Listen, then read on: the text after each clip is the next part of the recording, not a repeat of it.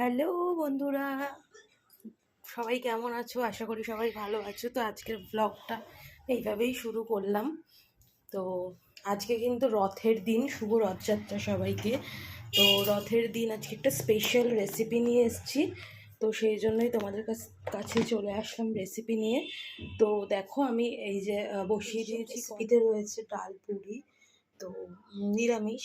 তো তোমাদের সাথে চলো শেয়ার করি রেসিপি দিয়েছি। আর কড়াইতে কিন্তু এখন আমি একটু কিছু ভাজা মশলা বানাবো।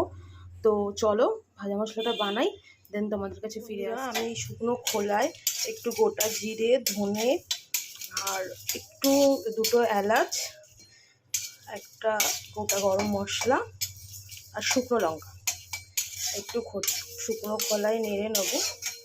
দেন এটা আমি একটা ফাইন পেস্ট করবো।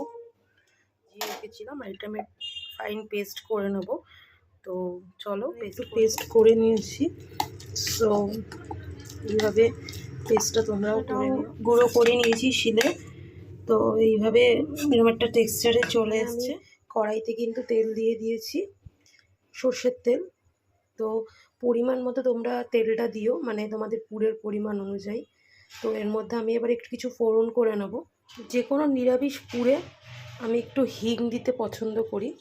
সো আমি একটু হিং দিয়ে নিলাম, তারপরে দিয়ে নিলাম একটু কালো জিরে।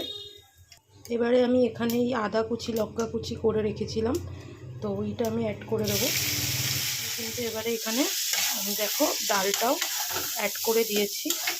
তো এবারে আমি পুরটা ভালো করে বানিয়ে নিই। এরপর আমি এর মধ্যে অ্যাড করব একটু নুন, পরিমাণ মতো হলুদ আর একটু স্বাদ মতো চিনি। তো এবারে আমি ভালো করে পুরটা বানিয়ে নিই। চলো, ভাজা মশলা অ্যাড করে দিয়েছি। তো পুরের টেক্সচার কিন্তু আমার মোটামুটি রেডি। সো এইবারে আমি নামিয়ে নেব। আর এরপর এখানে ময়দাটা মেখে রেখেছি ময়াম দিয়ে আর একটু জোয়ান দিয়ে। তো ময়ামের মধ্যে জানোই তোমরা কী কী, একটু নুন, চিনি আর সাদা তেল। তো দেন তারপরে একটু আধা ঘন্টা মতো মেখে রাখার পর ওইগুলোকে আমি একটু ছোটো ছোটো লেচি করে নিয়েছি।